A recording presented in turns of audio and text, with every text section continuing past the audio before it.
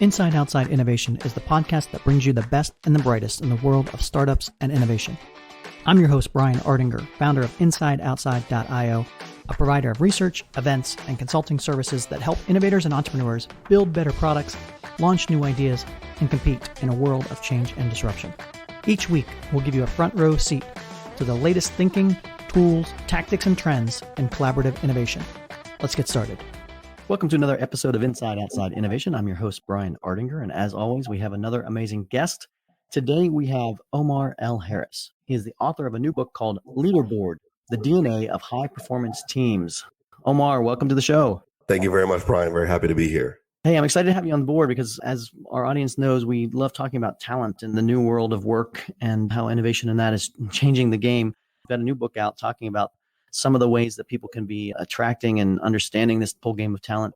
And why don't we fill the audience in a little bit about yourself, how you got on board with innovation and specifically around this idea of talent acquisition. I developed this book over the past 13 years after leading teams in diverse environments all around the world, living in the U.S., living in the Middle East, Asia, and Latin America, and understanding and seeing that really there was a huge employee engagement gap that's been evolving over time due to the fact that leadership principles have not really matched up with the way work is being done today. So for me, I'm someone who's very passionate about this topic. I've been leading enterprises, organizations, and teams of all different sizes. I'm American, born in Pittsburgh, and primarily my area of expertise is in the pharmaceutical industry. So I've worked in the pharma industry for over 17 years, but I've also worked in technology startups, have my own consulting firm, and own my own publishing company. Innovation is a topic dear and near to my heart as well. What was the impetus for the book Leaderboard? What got you thinking about it? What got you excited to write a book about it? I was thinking about Leaderboard back in 2006 when basically I was coming off of working for a phenomenal team, and we wanted to document the things that made our team very, very different. And my boss at the time knew that I was an author, and he really encouraged me to put these ideas down and to start thinking about that. But for me, I had to go on my leadership journey. Back in 2006, I was just starting to lead teams. And so I needed to accumulate the knowledge necessary and try things out, from my favorite leadership authors like Simon Sinek and Jim Collins and Tom Rath and all of these titans of leadership. I wanted to put the things that I've been reading into practice and see what works in the real world and what doesn't work in the real world. And so after 13 years of leading teams and applying these principles and developing my own principles, I thought it was the right time to put the book out there because there really is a huge crisis in employee engagement, which is happening. And it's happening because leaders are not developing themselves. They're not evolving to what I call leadership 3.0. Leaders are actually acting like we're still working in the 1980s and the 1990s, and times have changed so dramatically that people haven't caught up to the fact that the people they're leading are not going to respond to the old ways of leadership. So let's talk a little bit about what's changed, what's different between the 80s and what's not working that maybe used to work, and what are some of the things that people should be doing nowadays? So if you think about leadership, I call leadership 1.0, 2.0, 3.0. So leadership 1.0 is basically late 1800s to post-World War II. This is the Industrial Revolution. We have people going from the farm into the factory for the first time. And in that world, hierarchy was required. Top-down was the most effective way to get things done and to make productivity happen. You had a homogenous workforce, mostly men who with a certain type of background working in these factories. And what mattered in that time was individual exceptionalism. So basically, the model for that type of leadership is Henry Ford, the Model T. You can have any car you want as long as it's black. That's leadership 1.0. Leadership 2.0 is what we call post-World War II to early 1990s, which is basically the service revolution in America.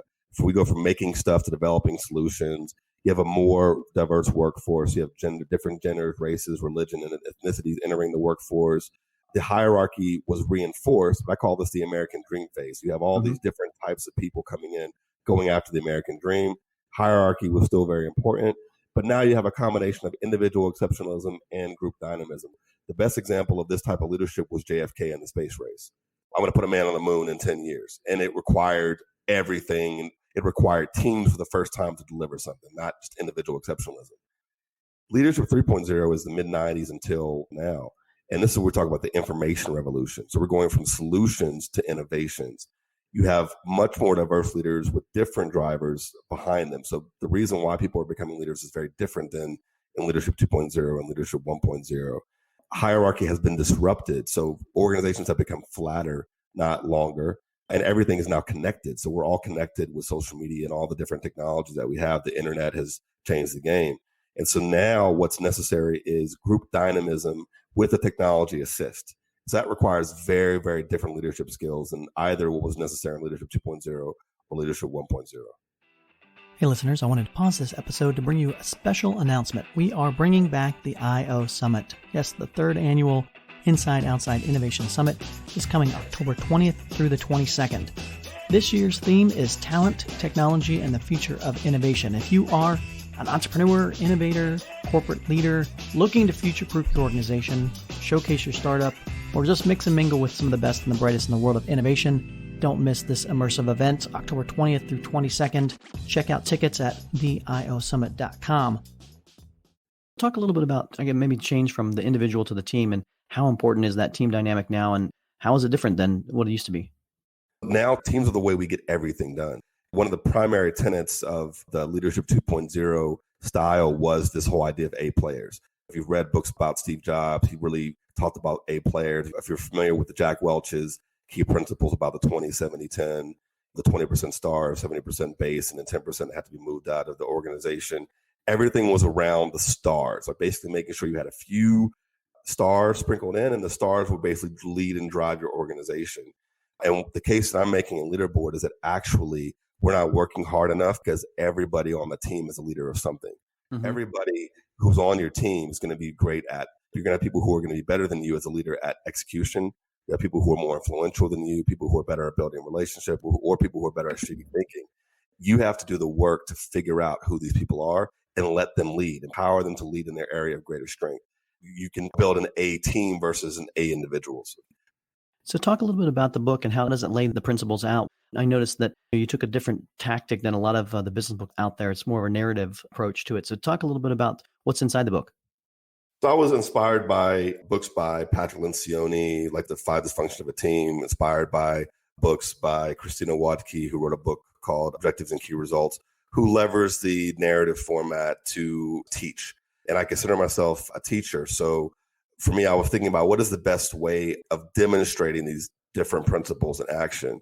And one of the things that I wanted to show in the book was that I wanted to give concrete examples of how these things could actually work in the real world. And versus me just telling you that, I wanted to show how that through a narrative format. So the narrative format actually helped make those examples a lot more concrete than some esoteric theory.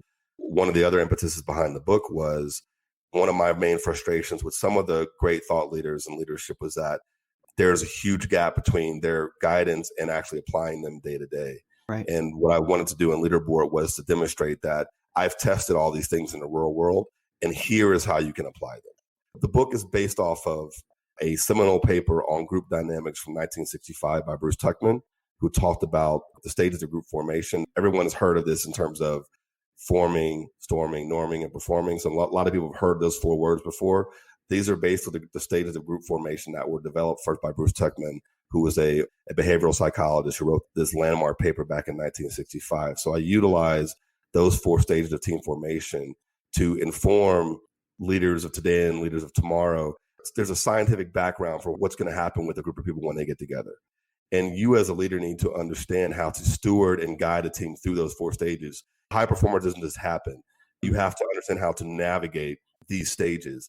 And within the stages, I provide what I call team performance acceleration principles. So there are 5 team performance acceleration principles for each of the 4 stages. I provide these very tangible, very applicable lessons and principles that as a leader, if you know this going in, if you understand that you're in a forming stage, if you do these 5 things or demonstrate these 5 behaviors, your team will coalesce around you much faster. If you do these 5 things in the storming phase is inevitable. You're going to go through it, but you can go through it much faster than if you don't apply these 5 principles. When you're in norming, how do you make sure you go from norming to actually performing? Lots of teams think they're performing, but they're actually only in norming. They never get out of norming. So you have to apply these 5 principles and ensure that you go from norming to performing. And then once you're performing, how do you keep your team there and make sure it's sustainable and make sure that it lasts? So that's really the value of the book. And I also provide more free templates and tools than ever before has been given in the leadership book. So Just by reading my book, you get access to a resource center that is probably the most valuable part of the book, because I spent all the time to either compile or create brand new resources that will allow you to implement these principles. What are some of the core obstacles or things that if a new manager or a new person trying to develop their team, what are some of the things they can do to avoid some of the major pitfalls? That's a great question. So I think that there are three key things that today's managers need to be thinking about when they go about trying to achieve high performance with a group of people. The first thing is, if you have an opportunity to bring in new people onto the organization or build a team from the ground up, make sure you have the right DNA in each individual right from the start. And this principle in the book is called hiring the right whom. Whom is WHOM, work ethic, heart, optimism, and maturity. Basically, what that means is ensuring that you have the right behavioral drivers, in addition to the experience on the team right from the beginning, will dramatically accelerate your team going from coalescing and moving to performance. So when you think about work ethic, you need to make sure that everybody who comes on the team meets a minimum standard of work ethic. Mm-hmm. People who are organized, people who are committed, people who are reliable, and people who deliver what they commit to delivering. So imagine a team of people where you know for a fact, because you hired for this aspect, everybody works hard. People take that for granted, actually. You have people who are much more thinkers or, think tank people. You may have a lot of different drivers in your team. You may not have the right level of work ethic. And if you don't have the right level of work ethic in your team, you're not going to be able to get to high performance. So it's something people take for granted, but it's actually not something you should really make sure you're hiring people who have the right work ethic right from the beginning. It's a skill or will thing. You can't make people work hard if you don't work hard. Second element is heart. And by heart, I mean shared passion. So now we're talking about a higher level. When you're interviewing people, do you understand what really drives them, why they get up every day, why they're coming to work, why they want to work for your organization, what they're passionate about? Are they balanced individuals? Do they do good in work and outside of work? So passion, when you have a group of people who come together who work hard, but also are passionate about the same type of goals, watch out. So imagine a team of people who all have shared passion. O is optimism. Optimism means the ability to solve problems. I call it solution orientation. Imagine sourcing for and making sure that the majority of the people on your team, they don't let problems bring them down. They actually look forward to solving problems and understand and have a process for solving problems so that basically nothing stands in their way. They can figure out their way around just about any situation. So imagine you have that DNA in your team. And then finally, maturity. So conflict, once I'm in the storming phase, is going to occur. You need to make sure you have individuals in the team who have demonstrated that they can handle conflict productively, that they can handle disappointment productively and move on and get behind the mission and still achieve that. So what I'm advising in the book is this principle of hiring the right whom. If you have more people on your team who have the WHOM, you are more than halfway to building a high performance team.